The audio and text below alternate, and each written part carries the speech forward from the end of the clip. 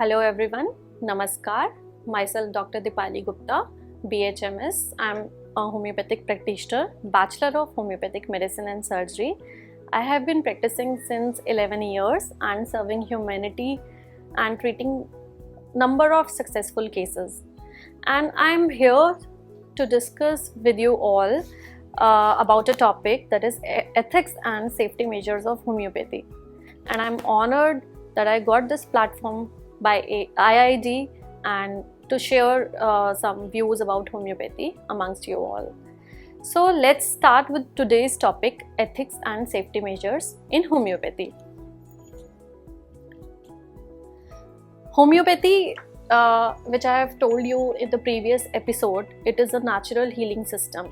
We believe that body cures itself, and it was discovered over 200 years ago by Dr. Christian Friedrich Samuel Hahnemann. Now, इसमें इतनी minute doses use की जाती हैं, बहुत small doses use की जाती हैं, और जो प्रोसेस होता है, जैसे ये डोजेस जब बनती हैं, this process is called potentization. To set the body's system back in order and stimulate a person's own energy towards a healing natural process. तो एक natural process है ये healing का, जिसमें कि natural substances use किए जाते हैं, जैसे कि plants, animals, minerals, vitamins. Few examples I'll give you later on. जैसे plants से बनती है allium cepa, red onion, bulb of red onion, belladonna, nightly deadly nightshade है, वो उस प्लांट से बेलाडोना बनती है. Then we have nettle rash. Apis mellifica is the medicine which is made of nettle rash. Nettle rash एक plant है. Then we have another example like arnica montana. Arnica montana एक mountain herb है जिससे कि homeopathic medicine बनती है, which is named as arnica montana. So minerals के few examples I can give you, like calcarea fluor है, natrum phosphoricum है, white of arsenic है. So these are few examples from which homeopathic medicine are being derived. तो ये एक natural healing system है using natural substances. It is entirely distinct in both theory and in practice from other healing systems, most notably from ordinary of mainstream allopathic medicine. Allopathic medicine से ये बहुत ज़्यादा differ करती है, या कोई भी पैथी हो, आइसोपैथी हो, कायरोपैथी हो, हर पैथी से बहुत ज़्यादा डिफर करती है, क्योंकि ये हर्बल है, ये हर्ब्स यूज़ करती है, नेचुरल सब्सटेंसेस यूज़ करती है. नेचुरोपैथी से भी डिफर करती है. सो although some homeopathy often find its way into these fields of practice, it is deep in that it can trigger and guide a healing reaction to even very subtle or severe or all-encompassing mental or physical illness, often when other healing systems have failed. कोई भी case हो, whether it is a subtle case, whether it is a severe case, ये हर case में एक healing action produce करती है, healing करती है हर केस में. कोई भी डिजीज़ हो, कोई स्टबर्न केस है, कोई सिवियर केस है, तो क्योंकि ये वाइटैलिटी पे एक्ट करती है, जो वाइटल फोर्स है ह्यूमंस के अंदर, ह्यूमन बॉडी में we believe there is a vital force. Every body has a vital force. तो उसको डायनेमिक बनाती है, उसकी वाइटैलिटी को रीस्टोर करती है. तो it works in each and every case very well.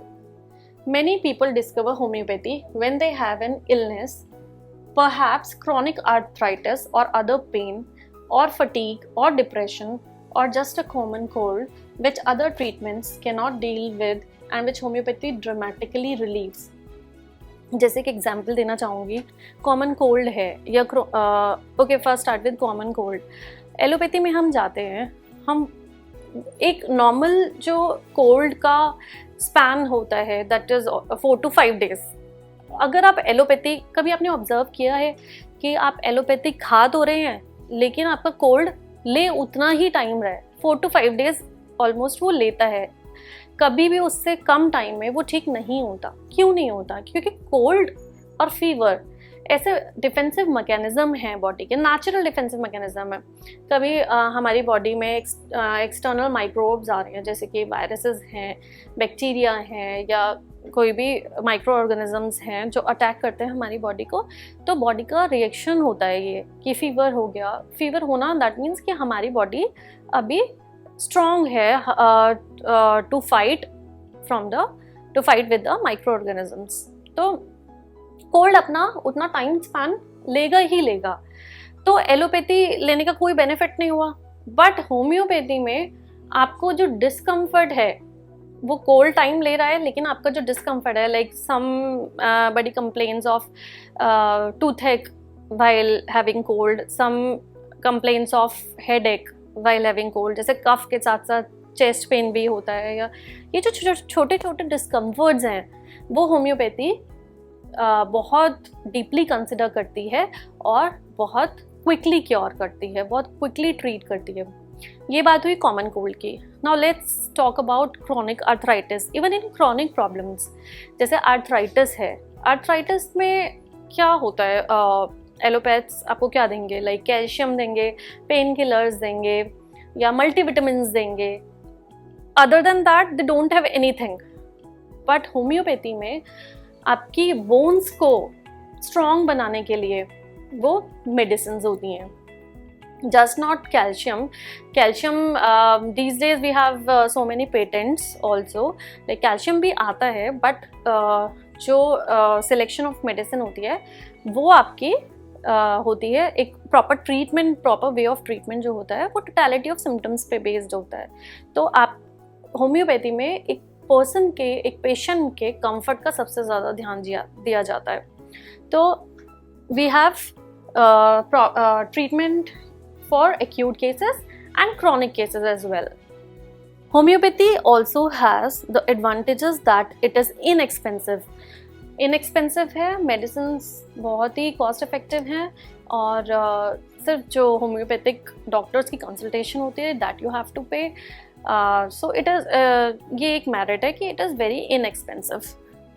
Then it is non toxic, although side effects which reflect the body's own healing processes may occur such as fever, rash, discharge. Side effects नहीं होते homeopathy के, that we all know, but थोड़ी जो चीज़ें that you have to keep it in mind वो ये है कि आपको सेल्फ मेडिकेशन नहीं करनी है। If you are doing self medication उसका इफेक्ट हो सकता है, because homeopath he is an expertise in his field. तो आप कोई भी मेडिसिन गूगल करके नहीं ले सकते हैं, मतलब you should not take medicine after googling. तो बस ये होता है कि एक होम्योपैथिक एग्रावेशन हो सकती है, वैसे कोई साइड इफेक्ट नहीं होता, but there could be homeopathic aggravation. What is homeopathic aggravation? Suppose एक पेशेंट आता है मेरे पास और उसको स्किन कंप्लेंट है, लेट्स से एक्जिमा और सोरियासिस और any skin complaint he is complaining. तो कभी कभार क्या होता है कि पेशेंट, अब 50% of the patient comes to a homeopath after being suffering long and after being taking allopathic medicines. तो एलोपैथिक मेडिसिन क्या करती हैं ना, वो सिम्टम्स को सप्रेस कर देती हैं, they generally suppress the symptom. अब वो सिम्टम्स दब जाते हैं बॉडी के अंदर जाके, they do not manifest themselves externally. तो जब वो होम्योपैथ के पास आता है तो वो दबे हुए सिम्टम्स को बाहर लाना पड़ता है। तो जब हम उसके केस के अकॉर्डिंग मेडिसिन सेलेक्ट करते हैं तो sometimes though symptoms they manifest themselves externally. तो this is called homeopathic aggravation. उसको वो सिम्टम बाहर आ सकता है, या कुछ फीवर हो सकता है, रैश हो सकता है, but that too in very mild form and for a very short period of time, जो कि अपने आप क्योर हो जाता है। And homeopathic aggravation is a positive sign that physician is going in right direction. वो हमारे लिए एक पॉजिटिव साइन होता है, एक इंडिकेटर होता है that we are moving in a right direction. तो otherwise it doesn't have any side effects. In now we talk about medical ethics. जो कि हमारा टॉपिक है आज का। तो इन medical ethics this ideal is enshrined in the principle of respect for autonomy, currently the first among equals of the four principles. Respect for autonomy. From this principle flows the concept of informed consent. Only by giving a patient all the relevant information can he or she make a truly autonomous decision. So we'll inform consent obviously if you're starting a treatment, तो आप पहले patient को inform करेंगे, उसके consent से inform करेंगे। आप पहले उसको पूरा प्रोसीजर एक्सप्लेन करेंगे कि this and this is the procedure, I am going to give you weekly medicine, I am going to give you, let's say एक पेशेंट आता है तो उसको है तो chronic problem, suppose chronic asthma है, बट करंटली उसको कोल्ड के सिम्टम्स हैं, स्नीजिंग है, राइनाइटिस है और भी प्रॉब्लम्स हैं, एक्यूट अभी सिम्टम्स हैं। तो हम क्या करेंगे कि सबसे पहले हमारा जो होता है, एक ड्यूटी होती है, वो होता है उसका कंफर्ट को लाना, उसके डिस्कम्फर्ट को रिमूव करना पेशेंट के।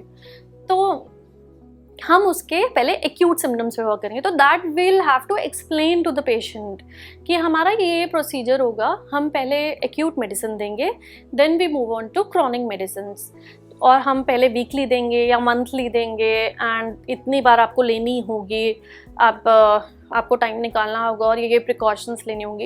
And so will start the treatment by taking consent, by informed consent of the patient. So this is one of the ethic that we have to follow.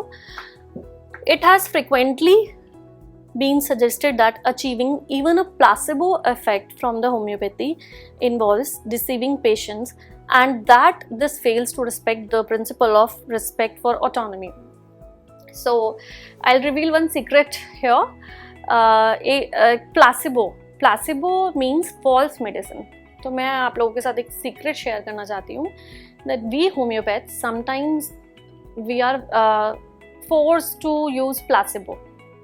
See, as I have discussed about single remedy in my previous episode, so we try to use minimum dose and we try to use single remedy for the case to treat the patient. तो उसमें क्या होता है ना कि हम totality of symptoms लेते हैं। अब उस बेसिस पे according to constitution of the patient एक सिंगल रेमेडी आती है, तो हमें सिंगल रेमेडी देनी है पेशेंट को, और हम चाहते हैं कि हम सिंगल डोज दें। और that depends on us, that depends on case कि हम वीकली देना चाहते हैं, मंथली देना चाहते हैं, या वंस अ डे देना चाहते हैं, लाइक दिस। ठीक है, now but patient now again भी हमें साइकोलॉजिकल भी होता है, एक डोज से क्या होगा। Some patients, most of the patients, they might think कि एक डोज से क्या होगा, if we prescribe them single dose, तो उन्हें ये लग सकता है कि एक डोज से क्या होगा। तो sometimes we give placebo to follow up, like single dose the, and then we give placebo, which is a false medicine just for the psychological effect. तो we homeopath we are forced to prescribe sometimes placebo कि twice or thrice a day अगर हमें देनी है, so that patient thinks that I am on medicine, and this is actually for the benefit of patient, क्योंकि उसकी कम से कम dose में उसका ट्रीट हो रहा है केस, उसकी डिजीज़ कम से कम डोज में हम ठीक करना चाहते हैं। तो this is a quality of homeopath to give the psychological treatment also. So sometimes we have to use placebo. The patient has the right to self-determination to make free decisions regarding himself or herself. Again, this is one of the same thing that informed consent होती है, तो patient अपने decisions खुद ले सकता है, whether he wants a medicine, whether he wants weekly, whether he wants monthly, या वो patient का right है। The physician will inform the patient of the consequences of his or her decisions.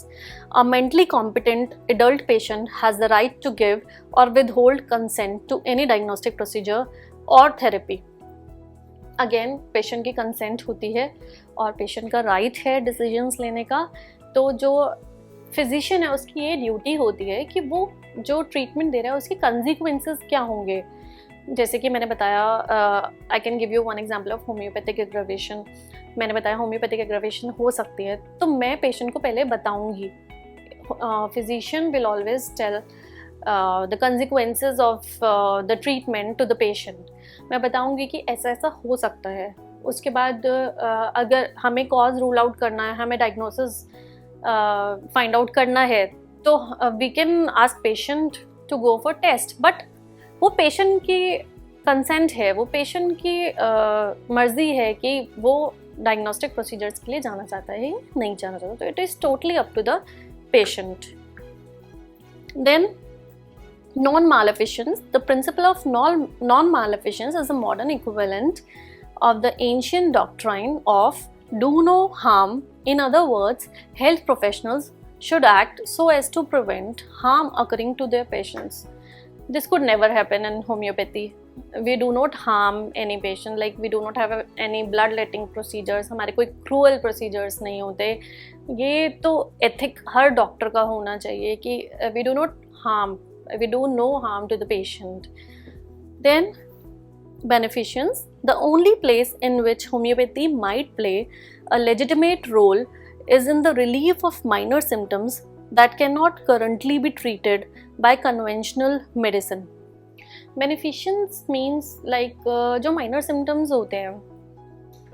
Suppose if a patient is suffering from typhoid, suppose he is suffering from COVID or jaundice, malaria, any debilitating fever he is suffering from, तो उसके जो after effects होते हैं, not even after effects, उसके उस time पर जो minor symptoms होते हैं that are mostly neglected by allopaths, तो वो भी हम ट्रीट करते हैं. वो हमारी ड्यूटी है कि हमें ट्रीट करना है. जैसे कि I will tell you one example of a Covid patient. एक मेरे पास पेशेंट आता है, उसको 3 months पहले कोविड हुआ था. कोविड के बहुत माइल्ड सिम्टम्स थे, उसको सिर्फ 1 दिन के लिए फीवर हुआ and no cough, no cold, just loss of smell was there. अब वो मेरे पास आता है, वो कहता है कि मैम कोविड तो मेरा ठीक हो गया था और बहुत माइल्ड सिम्टम्स थे, बट एक वियर्ड सिम्टम मेरे अंदर डेवलप हुआ कि मुझे हर चीज़ में केमिकल स्मेल आती है. Even the perfume smells like a chemical, food smells like a chemical. उसकी वजह से उसकी appetite बिल्कुल लॉस हो गई, उसे भूख लगना बंद हो गई कि हर फूड में, वो सॉल्टी फूड हो, स्वीट फूड हो, कोई भी फूड हो, उसको केमिकल जैसी स्मेल आती थी, तो उसका मन ही नहीं करता था खाने का. So this is a very weird kind of symptom. But again after taking his history, after finding out similimum, मैंने जो मेडिसिन प्रिस्क्राइब की उसका ट्रीटमेंट चला and he is completely cured now.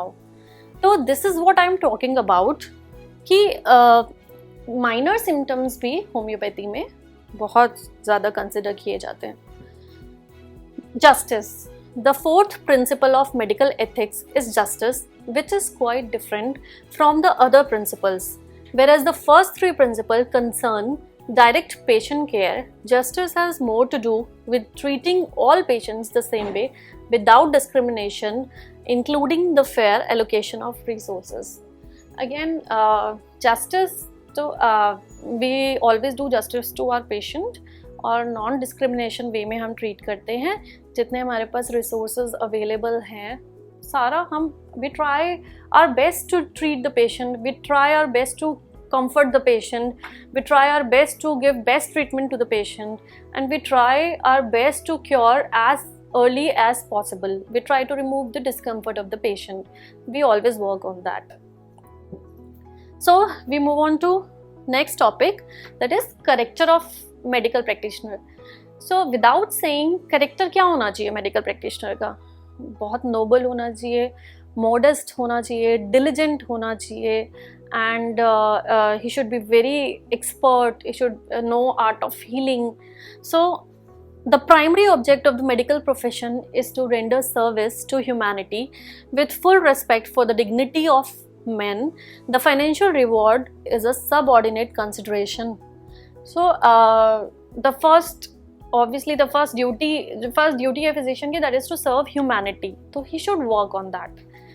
Then Whosoever chooses this profession assumes the obligation to conduct himself in accordance with its ideals. जो भी ideals होते हैं, सबके ideals होते हैं, तो उनके accordance में he should work and he should be very expert in that. And a practitioner of homeopathy shall be an upright man instructed in the art of healing. He should know art of healing, and in his art he should be expert, and he should be upright man. He shall keep himself pure in character and be diligent in caring for the sick. I've already discussed, diligent होना चाहिए. The foremost duty है to cure the sick. He shall be modest, sober, patient, prompt. उसका temper, physician का temper भी ठीक होना चाहिए, sober होना चाहिए, प्रॉम्प्ट होना चाहिए, and do his duty without anxiety. If he is an upright man and he is very diligent, then there should be no anxiety in doing that. And shall be pious and conduct himself with propriety in his profession and in all the actions of his life. So this should be the character of a physician, a homeopathic physician. Then we talk about standards of characters and morals. The medical profession expects from its members the highest level of character and morals, and every practitioner of homeopathy owes to the profession and to the public alike a duty to attain such a level. So what should be the character of the physician, that we have already discussed. So ये standard होना चाहिए. He should be diligent, he should be noble, he should be modest. So ये character होना चाहिए physicians का. It shall be incumbent on a practitioner of homeopathy to be temperate in all matters, for the practice of medicine requires unremitting exercise of a clear and vigorous mind. So temper normal होना चाहिए. He should not lose his temper, he should not be anxious. Her case में he should be very I would say he should provide justice, and उसका temper normal होना चाहिए. So this should be the standard of characters. What is a practitioner's responsibility? Again, there is a aphorism in the Organ of Medicine that was given by Dr. Hahnemann. High and only mission of the physician is to restore the sick to health, to cure as it is termed. उसका सबसे foremost mission ही है उसकी vitality restore करना, उसको cure करना sick को, जैसे कि जो कि procedure है उसको follow करके. ठीक है.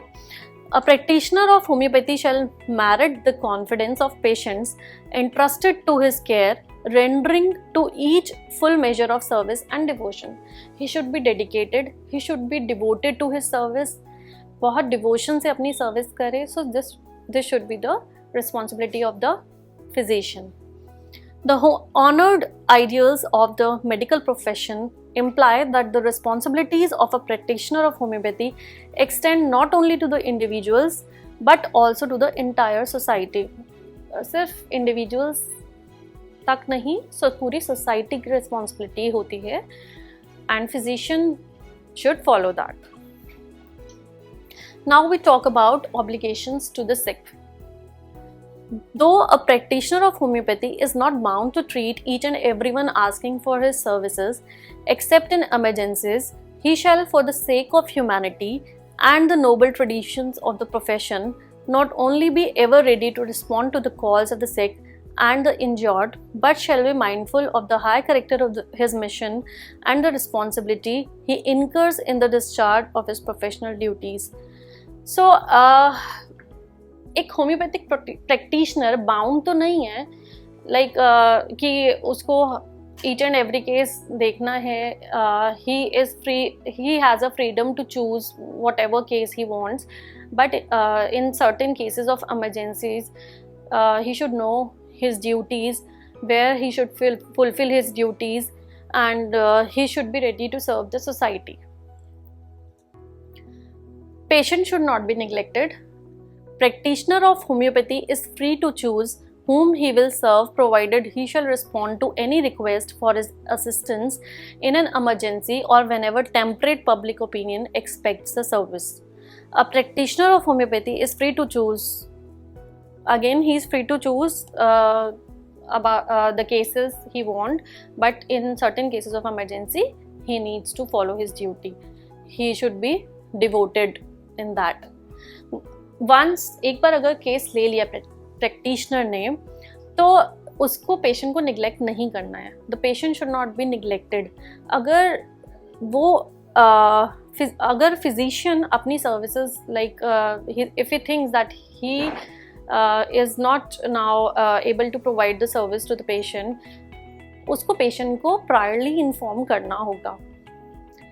Once having undertaken a case, a practitioner of homeopathy shall not neglect the patient, nor shall he withdraw from the case without giving notice to the patient, his relatives or his responsible friends. पहले से ही notice देना होगा, prior notice देना होगा उसके relatives को, उसके friends को, so that वो पहले से ही किसी और डॉक्टर को कर सके, उनका अपॉइंटमेंट ले सके. The discovery that the malady is incurable is no excuse to discontinue attendance so long as the patient desired his services. Now we move on to safety issues in the preparation of medicine. There could be many safety issues that come across in the preparation of medicine. जब medicine बनती है तो natural substance जो हम use करते हैं, जो raw material use करते हैं, उसकी सेफ्टी से लेकर जो फिनिश प्रोडक्ट निकल के आता है उसकी सेफ्टी तक बहुत सारे सेफ्टी इश्यूज हो सकते हैं. तो वो हम थोड़ा सा इसमें फोकस करेंगे.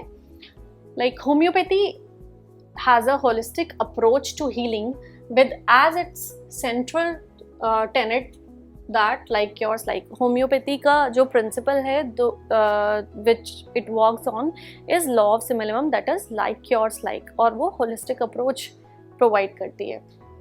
तो it has its own views on illness and its own diagnostic and treatment principles as well as products and practices. अपने principles हैं law of simillimum, law of drug proving, law of dynamization and so on. तो it differs from conventional medicine a lot in this way. Homeopathic medicinal products are also used in other therapeutic approaches with a different epistemological and methodological status, such as anthroposophic medicine, therapy and isotherapy. तो इसके जो products होते हैं वो और भी pathies में use किए जाते हैं कभी कभी, just like isotherapy. Despite the growing use of homeopathic medicines worldwide, few of the WHO member states regulate these medicines. It is usually taken for granted that the safety of homeopathic medicine should not be a major concern, as these medicines are often highly diluted when administered.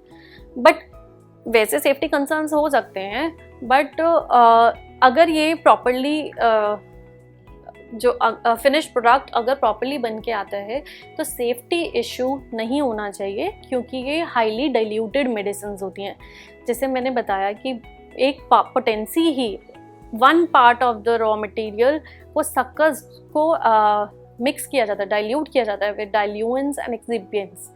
तो ये इतनी highly diluted होती हैं कि ये safety इसमें कोई safety issue होना नहीं चाहिए. This is not always the case. Moreover, the variety of materials used, plants, human materials, pathogens, as well as minerals and chemicals and other technical aspects of the production and manufacture of homeopathic medicine may constitute potential risk to their safety. जैसे मैंने बताया कि एक बार जब medicine बन जाती है, जब फिनिश प्रोडक्ट रेडी हो जाता है, तो एडमिनिस्ट्रेशन में कोई रिस्क नहीं है. बट जब वो मैन्युफैक्चर होती है या जो स्टार्टिंग मटेरियल यूज़ किया जाता है, तो उनके अंदर कंटेमिनेशन हो सकता है, या उन प्रोसीजर में जब वो मैन्युफैक्चर होती है उस प्रोसीजर में सेफ्टी कंसर्न्स हो सकते हैं, पोटेंशियल रिस्क हो सकते हैं. वो कैसे होंगे, we are going to discuss further. In recent years, There have been a number of calls on WHO to support efforts to regulate the safety of homeopathic medicine. ऐसे बहुत बार ये टॉपिक रेज भी हुआ, ये कंसर्न्स रेज भी हुई WHO में regarding the safety concerns of homeopathy. But अगर ये सर्वे किया जाता है, अगर ये सर्वे हुआ है कभी, तो इतना सेफ्टी कंसर्न नहीं पाया गया है. This technical document is WHO's response to these requests and recommendations and is a part of the implementation of the WHO Traditional Medicine Strategy and the WHO Medicines Strategy. It aims what are the safety issues in the preparation of homeopathic medicines? It aims to provide guidance to member states on technical aspects of the production and manufacture of the homeopathic medicines that potentially have implications for their safety. This is of relevance for establishing national quality standards and specifications for homeopathic medicine as well as for controlling their quality. Every pathy या कुछ भी चीज़ अगर manufacture होती है तो उसके अपने standards होते हैं, नेशनल क्वालिटी स्टैंडर्ड्स होते हैं जो सेट किए जाते हैं और स्पेसिफिकेशंस होती हैं जो सेट की जाती हैं, तो उस पर वर्क किया जाता है. The document, however, does not address issues of efficacy or clinical utilization. ऐसा कुछ डॉक्यूमेंट नहीं किया गया है कि उसकी यूटिलाइजेशन में कोई सेफ्टी इशू है या उसकी एफिकेसी में कोई सेफ्टी इशू है. बट येस, मैन्युफैक्चरिंग में कुछ सेफ्टी कंसर्न्स हैं, कुछ पोटेंशियल हैज़र्ड्स हैं जो कि मैं अभी डिस्कस करूँगी, तो will put a light on that. Now, what are the challenges for quality control of homeopathic medicine? From the safety point of view, it is important to note first that although homeopathic treatments often utilize ultramolecular dilutions of the starting material, मैंने जैसे कि बताया कि starting material जब लिया जाता है तो उसको बहुत ज़्यादा dilute किया जाता है और फिर जाके potentization process के through वो medicine बनती है.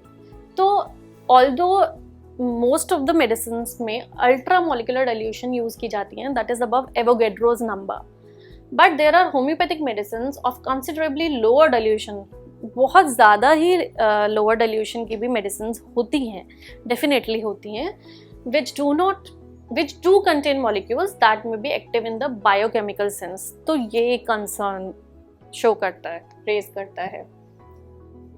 Although homeopathic medicines are in general considered to be safe when administered appropriately, toxicological aspects should not be neglected, especially when using lower dilutions of the unsafe starting material.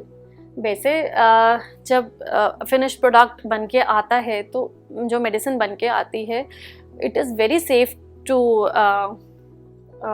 be administered, but अगर appropriately under consultation appropriately अगर administer की जाती है तो it is safe.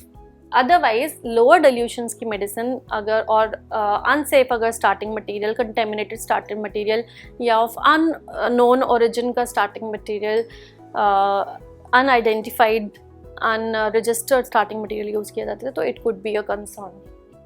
Moreover, the amount of starting material present in homeopathic medicines may depend on the method of preparation. Safety issues may arise if these differences in method of preparation are neglected. There are so many एक standard set किया जाता है process manufacturing process का. अगर उस process के बीच में कहीं भी कंटामिनेशन होती है या कोई मिस्टेक होती है, लाइक सपोज प्रीमाइसेस है वो हाइजीनिक नहीं है या personal is not an expert, और अगर ओरिजिन नोन नहीं है रॉ मटेरियल का, मतलब there are so many safety concerns, तो वो हो सकता है, that should be considered. What are the potential safety issues? So दो ही मेजर ग्रुप्स हैं इसके, दो हैज़र्ड्स हो सकते हैं. एक तो सोर्स मटेरियल जो यूज़ किया जाता है, दूसरी चीज़ जब वो मैन्युफैक्चर प्रोसेस उसका होता है स्टार्ट, तो दो फील्ड्स पे सेफ्टी कंसर्न्स हो सकते हैं. Those related to the source materials and those related to the procedures used for the manufacture of the finished product. Homeopathic medicines or their stocks or mother tinctures are prepared from natural sources that are referenced in pharmacopoeial monographs or other recognized documents. ऐसे natural sources जो कि pharmacopoeial documents या उसमें mentioned है, ऐसे natural sources ही as a raw material, as a starting material homeopathy में use किए जाते हैं, नेचुरल सब्सटेंसेस यूज़ किए जाते हैं. तो नॉट कंसिडरिंग इम्पोंडोबेलिया, the source materials for homeopathic medicine में कंसिस्ट ऑफ द फॉलोइंग. जैसे कि प्लांट मटेरियल, प्लांट की हम रूट्स से भी मेडिसिन बनाते हैं, स्टेम्स से बनती हैं, लीव्स से बनती हैं, फ्लावर्स से बनती हैं, बाक से बनती हैं, pollen we use, lichen we use, moss we use, ferns we use, and algae also. Even from algae the medicine is being made. So इनसे इन प्लांट मटेरियल से हम raw material as a starting material हम use कर सकते हैं. Then if we talk about microorganisms, जैसे कि fungi से बनती हैं बैक्टीरिया, वायरसेस और प्लांट पैरासाइट्स. इवन पैरासाइट्स से मेडिसिन बनती हैं. सो इनके कंटेमिनेशन में इशू आ सकता है. They could be contaminated also. Animal materials such as whole animals, animal organs, tissues, even secretions of animals, cell lines, toxins, nosodes, blood products.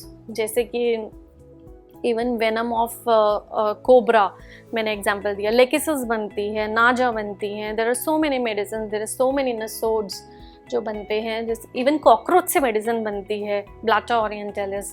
We have so many medicine which are derived from the secretions of animals, even the secretion of human as well. Human materials जैसे कि human के tissues से बनती हैं, secretion से बनती हैं, cell lines and endogenous molecules like hormones. Human hormones से बनती हैं, जैसे pituitary है, which pituitrinum है एक मेडिसिन जो pituitary gland of the human उस पर एक्ट करती है. थायराइडिनम है जो कि थायराइड पे एक्ट करती है. ऐसे बहुत सारी मेडिसिन हैं. Then minerals and chemicals. I already gave you example of minerals जैसे Calcarea floor है, white of arsenic है, natrum phosphoricum है. Lots of medicine we can we make through chemicals and minerals. Then we move on to क्या उसमें risk कैसे हो सकता है.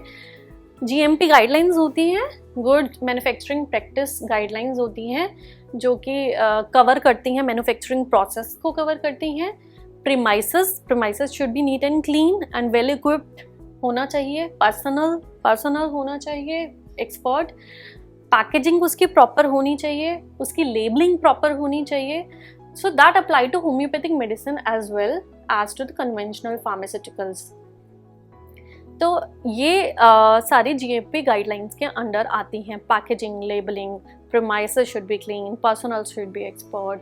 सो अगर ये GMP गाइडलाइन फेल होती है तो that could lead to potential hazards. Failure to apply GMP may lead to major quality and safety concerns such as misidentification. अगर प्रोडक्ट रॉ मटेरियल ऐसा यूज़ किया है जो कि रजिस्टर्ड नहीं है, मिसआइडेंटिफिकेशन हो सकती है, कोई सोर्स मटेरियल किसी और मेडिसिन के लिए यूज़ हो सकता है, तो वो एक रिस्क है. इम्प्योरिटी ऑफ स्टार्टिंग मटेरियल, अगर स्टार्टिंग मटेरियल इम्प्योर है तो वो एक रिस्क हो सकता है. क्रॉस कंटेमिनेशन हो सकती है. इंसिडेंटल कंटेमिनेशन भी हो सकती है.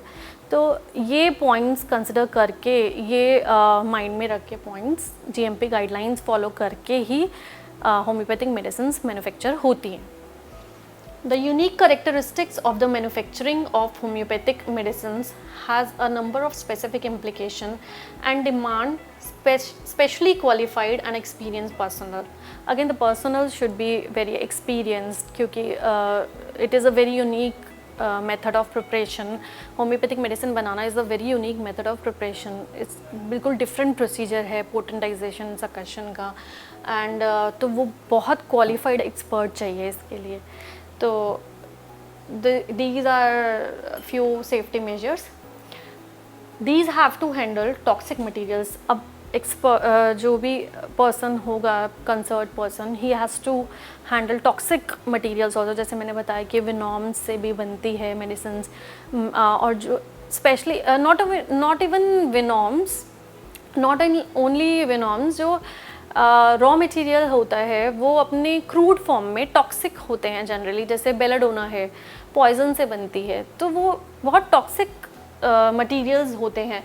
तो the concerned person, he has to handle these toxic materials particularly fresh ones that are prone to degradation, fresh ones जो होते हैं that are prone to degradation process and microbial contamination, उनमें contamination का भी risk होता है, and homeopathic medicines derived from animals or human sources, so they have a risk of getting contaminated, cross contamination भी हो सकता है, so we have to keep this in mind.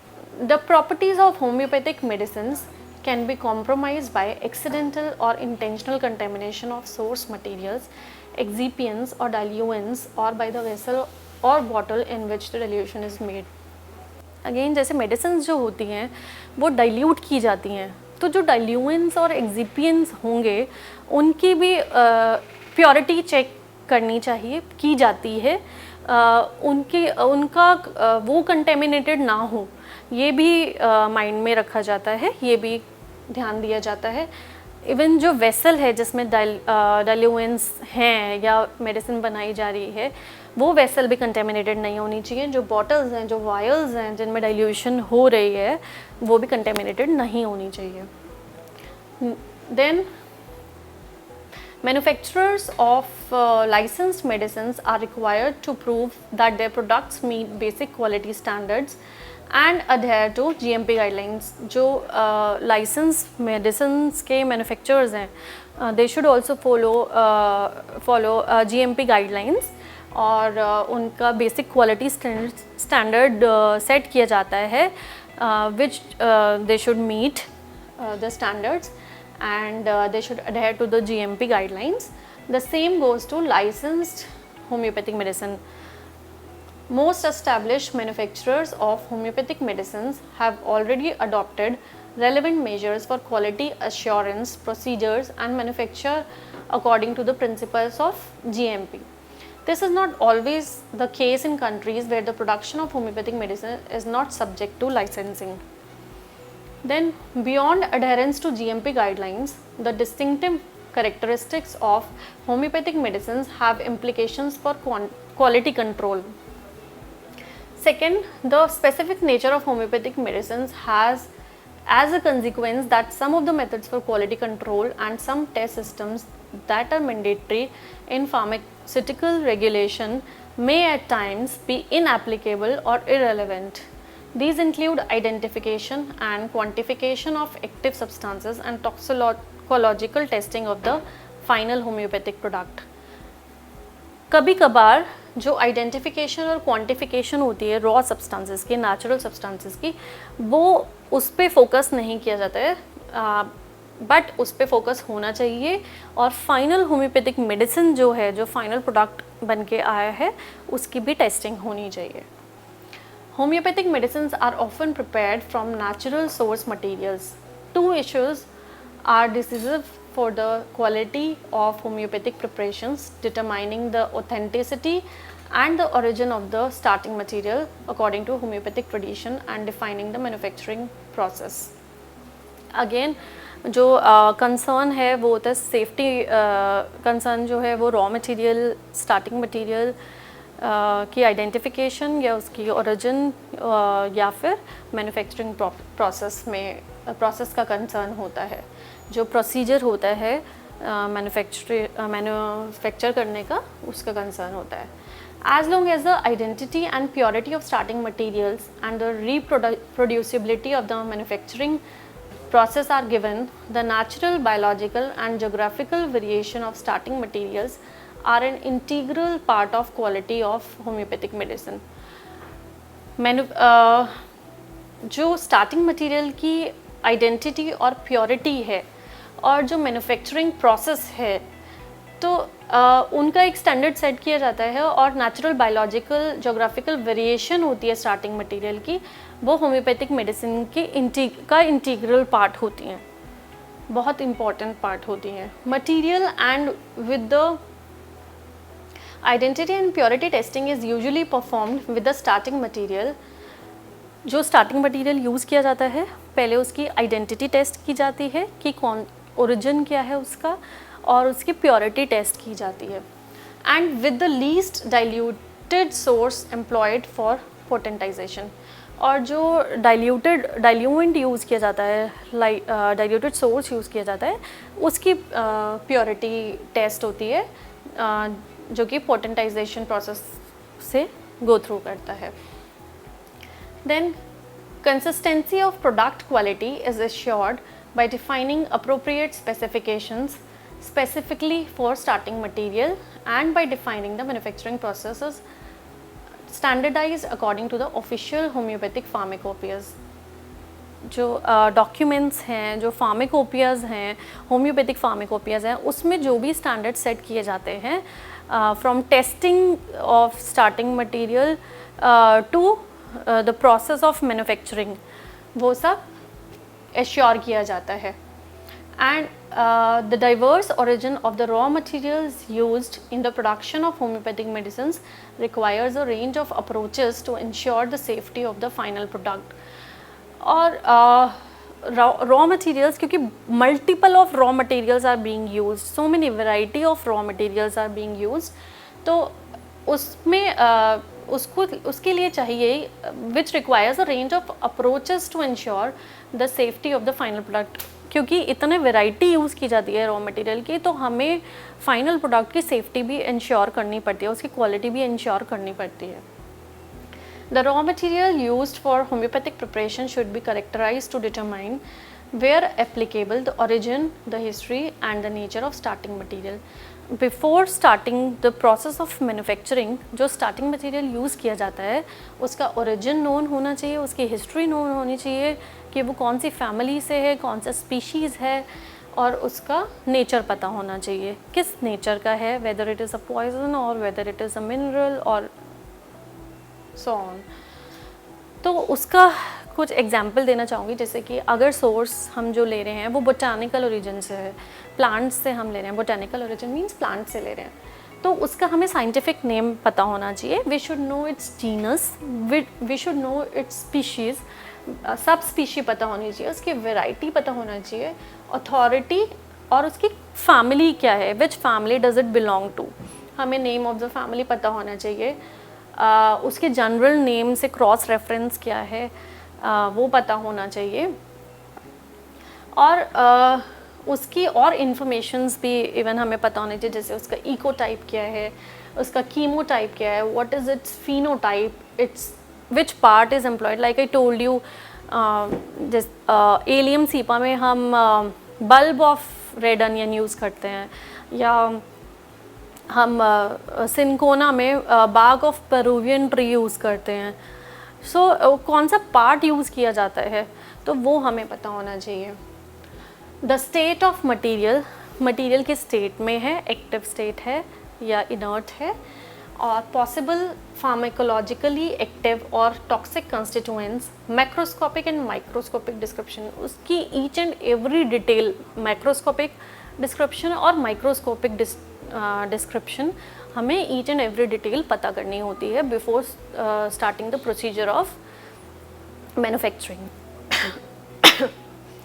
अगर वो this is about botanical origin, अगर product जो है वो बोटानिकल ओरिजिन का है, but if the product is of biological origin तो उसका हमें फिजिकल, एनाटमिकल और हिस्टोलॉजिकल स्टेट पता होनी चाहिए। We should know about the states of the biological origin. अगर वो मिनरल और केमिकल ओरिजिन का है तो we should know its physical form, its structural formula and its relative molecular mass. Without knowing all these points, we cannot start the process of manufacturing. So we should know each and every detail of the starting material. Now, if we talk about animal or human derived source material, so when homeopathic medicines are derived from healthy or diseased animals, तो उसमें contamination का concern होगा ही होगा, because they have the major chance of contamination. These issues are discussed particularly with a view of minimizing the risk of exposure. Most common जो contamination हो सकता है that is TSE, transmissible spongiform encephalopathy. सबसे ज़्यादा जो concern है वो इसका रहता है if animals or human products are being used as a starting material. तो we should keep this thing in mind कि सबसे ज़्यादा रिस्क इस इन्फेक्शन का हो सकता है.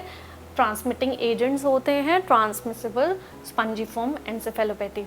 सो इसका एक्सपोजर ना हो, we should look upon that.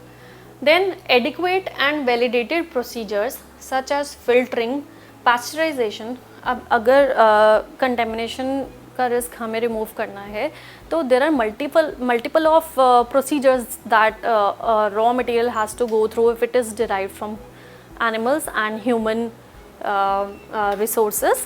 Like filtering होती है उसकी, then it is being pasteurized, then sterilized, then precipitated, and then have to be used depending on the individual raw material.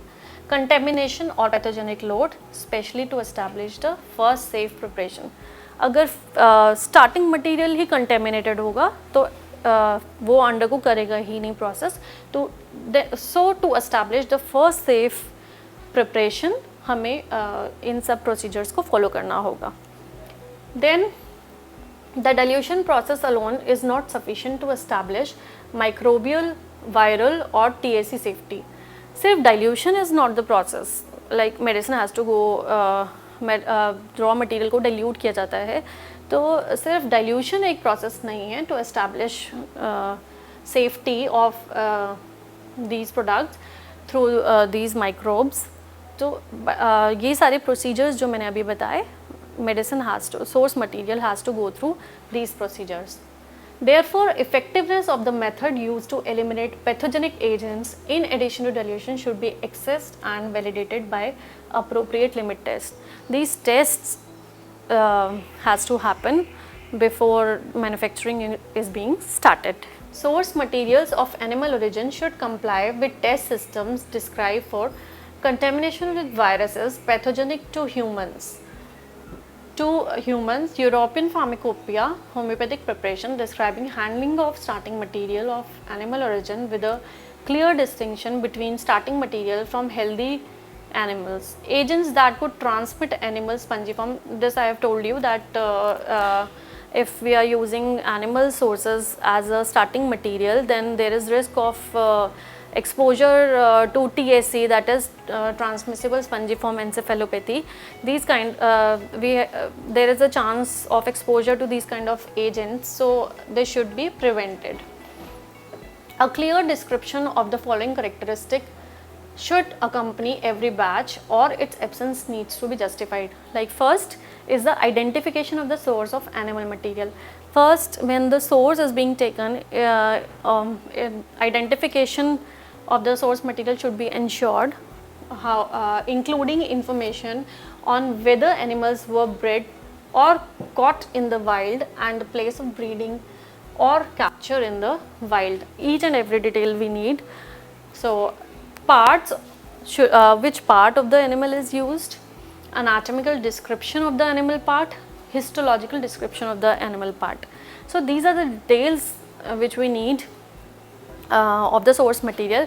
Then it has then these points are also very necessary, like identity test, then purity test, then how much is the moisture content, what is the moisture content of the source, determination of content of toxic constituents, method of preparation of the initial homeopathic preparation. So this was all about animal sources. If animal source or human source is being used as a starting material. Next we move on to mineral and chemical material. So अगर mineral और chemical use होते हैं manufacturing के लिए, तो analytical test उनके भी होते हैं, like animals का source भी it has to go through so many tests. So analytical test minerals और chemicals के लिए भी होते हैं. to detect possible contamination with heavy metals and by other possible constituents. Heavy metal contamination भी हो सकती है, जैसे आर्सेनिक भी it's a kind of heavy metal, तो उसकी कंटेमिनेशन भी हो सकती है, और जो पॉसिबल टॉक्सिक कंस्टिट्यूएंट्स हैं that we have to keep in mind. The purification procedure must be described. फिर प्योरिफिकेशन प्रोसीजर होता है, जैसे पहले आइडेंटिटी होती है, देन प्योरिटी टेस्ट रन होते हैं. This was for minerals and chemicals, data must be presented on source material, appearance and description of raw material. Appearance पता होनी चाहिए, identity test होते हैं, purity test होते हैं, determination of the content होता है. अगर ये data absent है तो justification must be provided. Then for the first dilution or trituration, details of the following are required or their absence needs to be justified. Method of preparation पता होना चाहिए, description and characteristics mentioned होने चाहिए, identity test run होने चाहिए, there should be purity test, there should be determination of the content, there should be determination of toxic constituents. So a proper procedure is being followed when we start with the raw material. Mother tincture. Mother tinctures for the production of homeopathic medicine should comply with pharmacopoeial specifications. Again, जो pharmacopoeia है, homeopathic pharmacopoeia है, या जो documents enlisted हैं, they have a set standard. तो mother tincture भी उन standards को follow उनको comply करता है. The following data should be presented or their absence need to be justified. Again, which I have already discussed कि method of preparation क्या है, अपीयरेंस एंड डिस्क्रिप्शन क्या है, आइडेंटिटी टेस्ट होने चाहिए, purity test, procedure for stability test, determination of the content, determination of toxic constituents. So tincture also has to go through. So this was all about the raw material use. अब raw material क्योंकि उसमें भी chances है contamination के लिए, but this is not how it ends. अब बारी आती है फिनिश प्रोडक्ट की. फिनिश प्रोडक्ट के साथ भी सेफ्टी कंसर्न्स हो सकते हैं. Homeopathic doses forms in the final product should comply with pharmacopoeial requirement and should be tested to determine the following. उसके लिए भी स्टैंडर्ड सेट किया जाता है, और फाइनल प्रोडक्ट भी जो होता है उसका स्टैंडर्ड फार्माकोपियल होना चाहिए.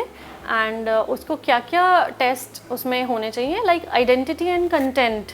Normally, the test for uniformity of content is not appropriate either to determine the potency or to demonstrate that the source material or its characteristic constituents cannot be detected.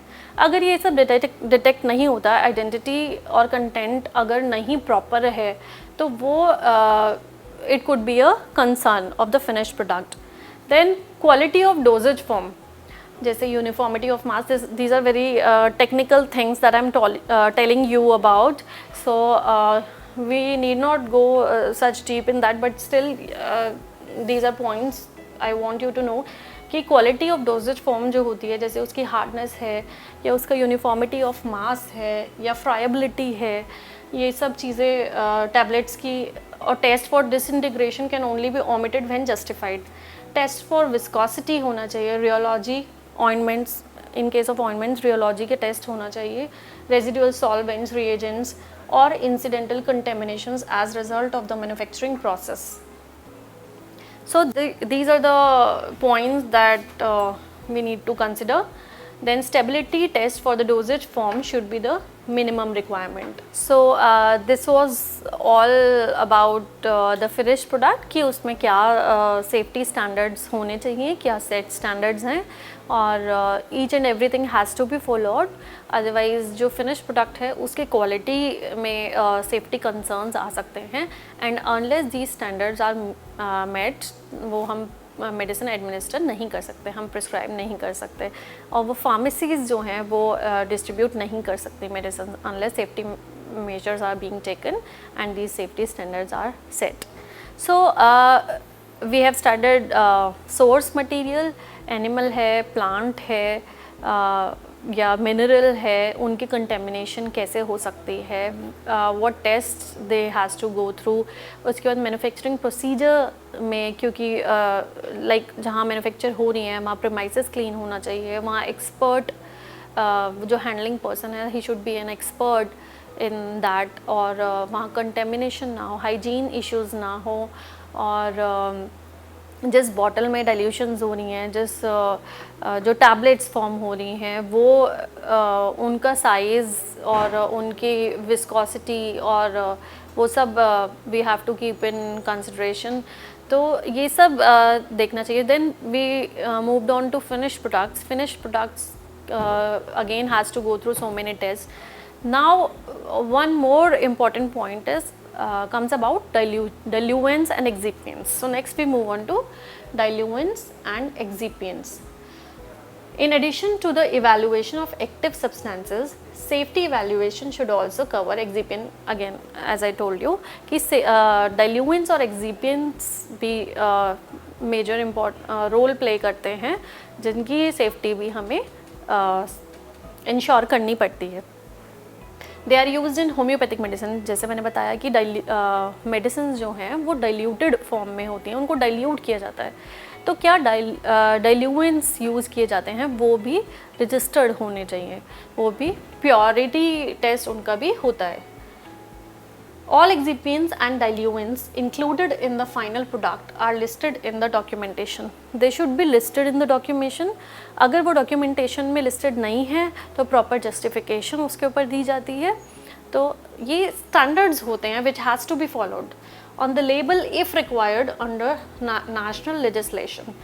Documentation के अंदर listed होने चाहिए if required under national legislation. Then next point is excipients and diluents comply with the pharmacopoeia in official use or other officially recognized documents.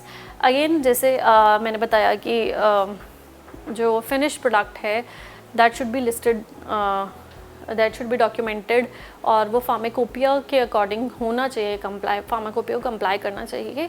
Same is the thing with diluents and excipient. It should comply with the pharmacopoeia. If new excipients and diluents are included, sufficient data or their safety and quality are provided to national health authorities. तो अगर new diluent या कोई भी new excipient use किया जाता है जो कि enlisted नहीं है, जो कि डॉक्यूमेंट में enlisted नहीं है, तो उसकी प्रॉपर आइडेंटिफिकेशन और प्योरिटी के बारे में नेशनल हेल्थ अथॉरिटीज़ को इन्फॉर्मेशन दी जाती है। सारी इन्फॉर्मेशन नेशनल हेल्थ अथॉरिटी को दी जाती है। So next thing comes is impurities and contaminants. क्या इम्प्योरिटीज़ हो सकती हैं, क्या कंटेमिनेंट्स हो सकते हैं। तो अभी हमने रॉ मटेरियल की सेफ्टी इंश्योर की, फिर हमने मैन्युफैक्चरिंग प्रोसेस में सेफ्टी मेजर्स लिए, फिर हमने फिनिश प्रोडक्ट की सेफ्टी इंश्योर की, उसके बाद हमने डाइल्यूएंट्स एंड एक्सिपिएंट्स की सेफ्टी इंश्योर की कि सब चीज़ें प्योर होनी चाहिए, कंटेमिनेटेड नहीं होनी चाहिए। तो क्या इम्प्योरिटीज़ और कंटेमिनेंट्स के चांसेस होते हैं।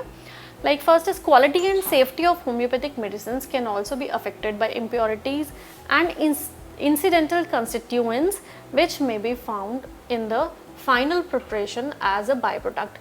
कभी कभार डिग्रेडेशन प्रोसेस है या कोई मैन्युफैक्चरिंग में बाय प्रोडक्ट निकल के आता है तो उससे कंटामिनेशन या वो एज अ इम्प्योरिटी एक्ट कर सकता है, या low quality raw material use किया है तो इम्प्योरिटी आ सकती है, या वो कंटेमिनेटेड हो सकता है। जैसे मैंने बताया कि एनिमल और ह्यूमन सोर्स है तो वो कंटेमिनेटेड हो सकता है, उसमें THC एजेंट्स का एक्सपोजर हो सकता है, या तो वो ड्यूरिंग प्रोडक्शन प्रोसेस, जैसे अगर लो क्वालिटी स्टार्टिंग मटेरियल है तो वो मैन्युफैक्चरिंग प्रोसीजर स्टार्ट करने से पहले that has to be informed. Such constituents include microbial toxin, जैसे अगर माइक्रोब्स यूज़ किए जा रहे हैं, एक्सक्रीशन फ्रॉम माइक्रोब्स हैं, तो जो टॉक्सिन्स निकलते हैं माइक्रोब्स से तो वो इम्प्योरिटी कॉज कर सकते हैं, वो कंटेमिनेशन कॉज कर सकते हैं। माइक्रो ऑर्गेनिजम्स हैं या मेटल्स हैं, मेटल्स से मैंने बताया कि कंटेमिनेशन, हैवी मेटल्स हैं उनसे कंटेमिनेशन हो सकती है, या पेस्टिसाइड्स यूज़ किए गए हैं तो उनसे कंटेमिनेशन हो सकती है। पेस्टिसाइड का जो रेजिड्यू निकलेगा या डिग्रेडेशन प्रोसेस होते हैं उनका बाय प्रोडक्ट होता है, तो वो कंटेमिनेशन कॉज कर सकते हैं।